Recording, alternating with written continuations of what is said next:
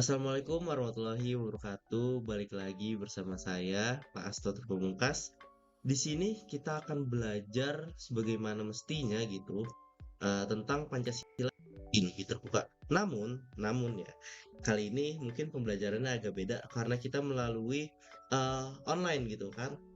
Nah, di sini walaupun kita online, saya harap teman-teman kelas 11 MP1, 11 MP2 bisa menyerap ilmu-ilmu yang nantinya saya akan jelaskan. Lanjut aja kita ke masuk pembahasannya. Nah, kalian teman-teman di bab yang kemarin atau di unit yang kemarin kita udah belajar tentang Pancasila sebagai ideologi terbuka dan ada juga ideologi yang tertutup. Nah, Pancasila kan ini termasuk ideologi yang terbuka. Nah, ideologi terbuka itu apa? Nah, ideologi terbuka ini dijelaskan, bisa dilihat di layar, bahwa ideologi yang dapat beradaptasi dengan perkembangan zaman.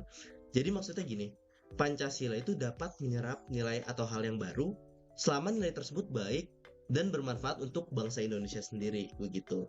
Nah, teman-teman, fun fact aja, di sini kita bisa melihat wajah salah satu perumus Pancasila, siapa namanya? Betul, Muhammad Yamin. Nah, salah satunya kan ada Muhammad Yamin beliau dan juga ada Mr. Supomo dan ada juga IR Soekarno. Kita lanjut next ke pembahasan lainnya. Nah, di sini ada ciri-ciri Pancasila sebagai ideologi terbuka. Yang pertama kita singkat saja, itu berasal dari rohani. Rohani itu dari sini, dari hati kita. Kemudian berasal dari budaya, budaya yang ada sebelumnya dan moral masyarakat. Nah, moral itu kan tadi rohani dari sini. Moral itu adanya dari sini nih, dari pikiran kita, bukan dari headset ya, dari pikiran kita. Nah, dari situlah Pancasila itu mulai menjadi suatu ideologi yang terbuka. Nah, yang kedua ada menghargai keberagaman yang ada. Kita tahu, teman-teman tahu juga bahwa kalau kita ini di masyarakat Indonesia itu memiliki berbagai etnis.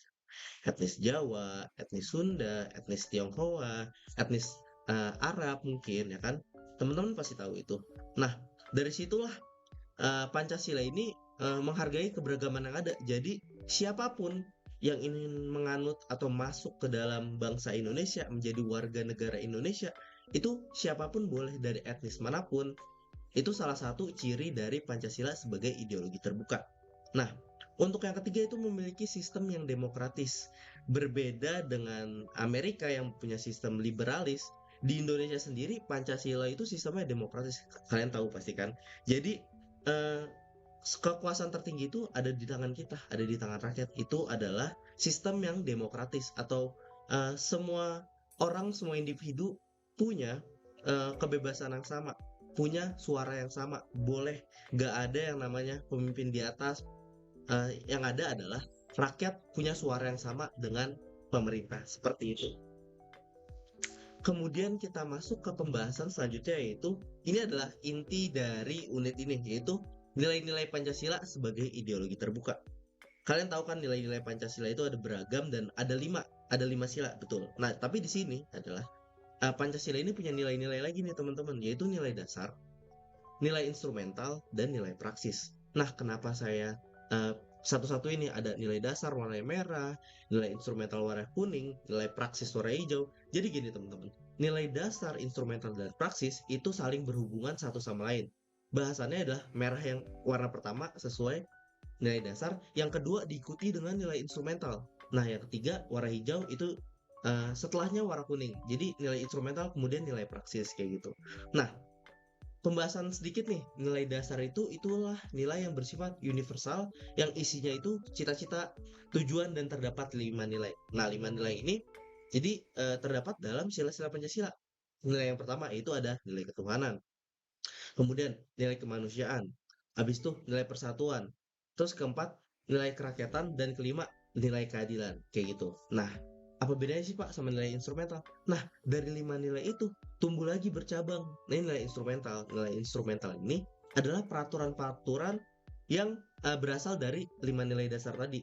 Itu biasanya berbentuk peraturan, ada kemudian arahan, kemudian kebijakan yang dibuat oleh pemerintah. Nah, itu nilai instrumental. Nah, nilai dasar itu yang pertama tadi yang warna merah bisa kalian lihat itu nggak bisa diubah, 5 aja, nggak bisa nambah, nggak bisa ngurang, tetap 5. Nah, bedanya nilai instrumental ini bisa terus bertambah. peraturan bisa nambah kan. Norma-norma yang ada di sekolah, yang ada di negara, yang ada di lalu lintas, semua kan selalu berkembang gitu peraturan-peraturannya. Nah, terus kita next ke nilai praksis. Nilai praksis ini gampangnya adalah perwujudan dari peraturan-peraturan tadi, yaitu kegiatan sehari-hari kita atau wujud penerapan nilai-nilai Pancasila. Nah, kita bakal lanjut bahas lebih detail di next slide-nya. Nah, nilai dasar. Nilai ini merupakan tujuan, cita-cita, nilai-nilai yang ditetapkan oleh para pendiri bangsa. Kalau kalian bingung pendiri bangsa itu siapa? Pendiri bangsa itu bisa disebutkan satu-satu seperti Ir Soekarno, Muhammad Hatta, Muhammad Yamin, Ahmad Subarjo, Kahar Muzakir, dan lain-lain. Itu pendiri bangsa kita, banyak dan nggak bisa saya sebutkan satu-satu.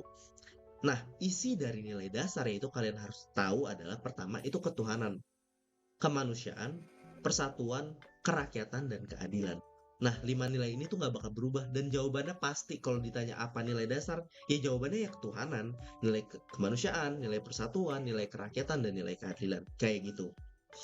Next, kita bakal bahas nilai instrumental. Nah, bisa kalian lihat di sini sebelah kiri ada Undang-Undang Dasar 1945 yang berbentuk dokumen. Jadi, ibaratkan aja tadi nilai-nilai dasar yang sebelumnya itu adalah 5 tadi Pancasila. Nah, yang kemudian nilai instrumental adalah bawaannya yaitu berbentuk peraturan, berbentuk dokumennya, yaitu bisa kalian lihat nilai instrumental merupakan nilai pelaksanaan umum dari nilai dasar.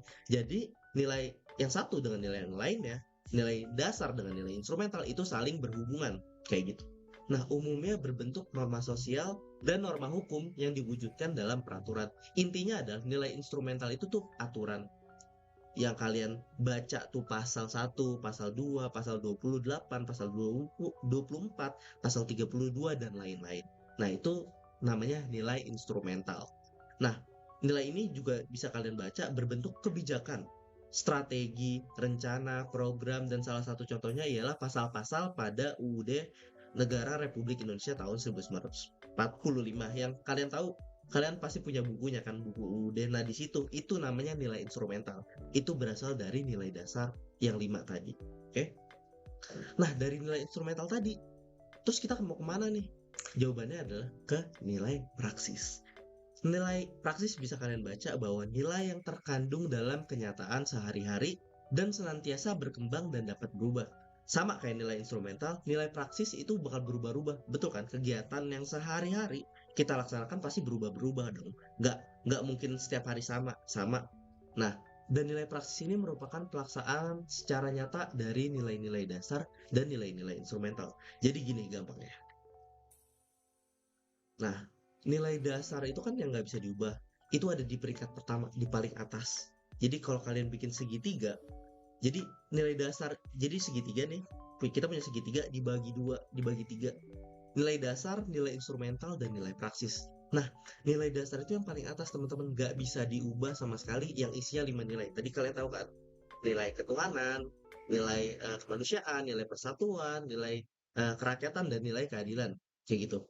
Kemudian masuk ke nilai instrumental. Nah, nilai instrumental ini adalah peraturan dari nilai-nilai dasar tadi dan saling berhubungan. Nah, dari nilai instrumental pun berhubungan lagi ke nilai praksis, nilai yang kita jalanin sehari-hari. Jadi nggak ada tuh nilai dasar langsung loncat ke nilai praksis, nggak bisa. Jadi nilai-nilai ini harus dijadiin peraturan dulu, baru bisa kita jalankan dalam kehidupan sehari-hari kayak gitu gampangnya. Nah, di sini ada salah satu soal yang bisa kalian bahas, kita bahas bareng-bareng.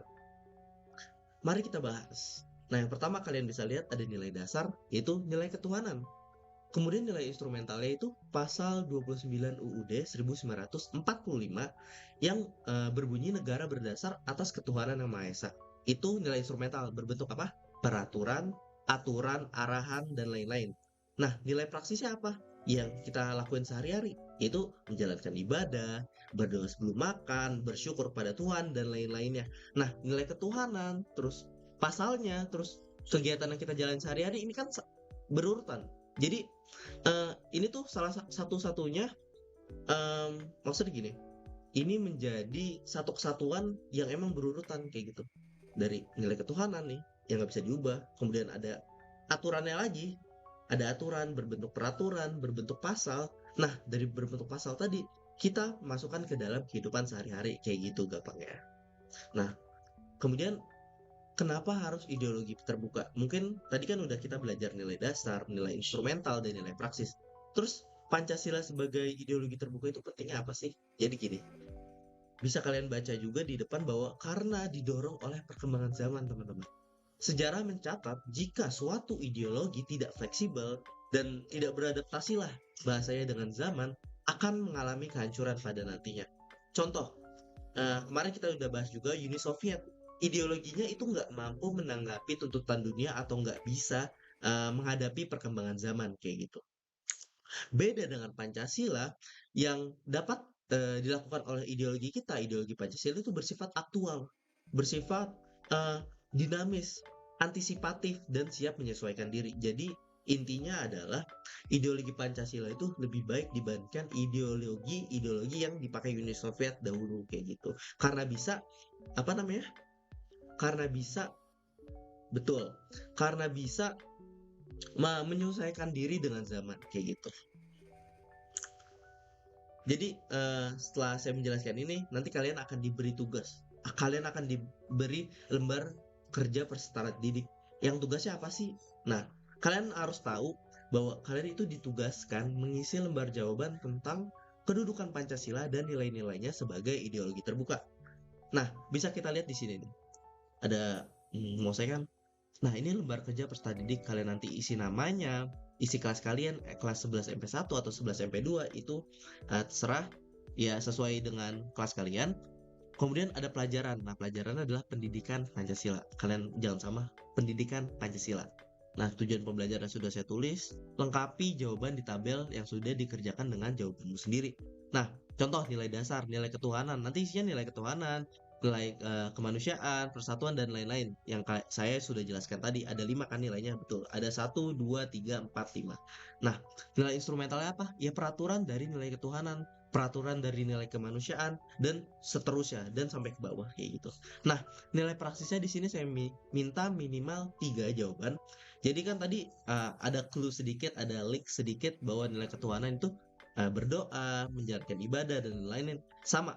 Nanti di nilai kemanusiaan dan nilai kerakyatan, persatuan, dan lain, ada juga contoh dari nilai praksis yaitu kehidupan sehari-hari. Mungkin kita upacara atau menjalankan 17 Agustus. Nah, itu kan termasuk nilai apa ya? Nilai apa ya? Kayak gitu. Paham sampai sini, teman-teman? Oke. Nah, pengerjaan akan dimulai pada Senin 14 Agustus 2023 hingga 20 Agustus 2023. Jadi waktunya seminggu, kalian teman-teman boleh mengerjakan dimanapun, di sekolah, di rumah, bareng teman, atau terserah mau individu sekalipun itu terserah. Jadi kayak gitu aja. Kalau ada pertanyaan silahkan ditanyain ke saya melalui ketua kelas mungkin, atau bisa aja melalui perpustakaan. Kalau kalian ingin menemui saya di sana juga nggak apa-apa. Bisa. Mungkin cukup sekian yang bisa saya sampaikan. Tadi kita udah bahas kenapa uh, harus ideologi terbuka, terus ada nilai praksis, nilai instrumental. Kalian bisa catat di sini nanti dokumennya saya kasih. Nah, di semua terus ada ciri-cirinya, ada pengertiannya, dan lain-lain. Seperti itu. Mungkin cukup sekian yang dapat saya sampaikan. Kurang lebihnya mohon maaf. Wassalamualaikum warahmatullahi wabarakatuh. Baik.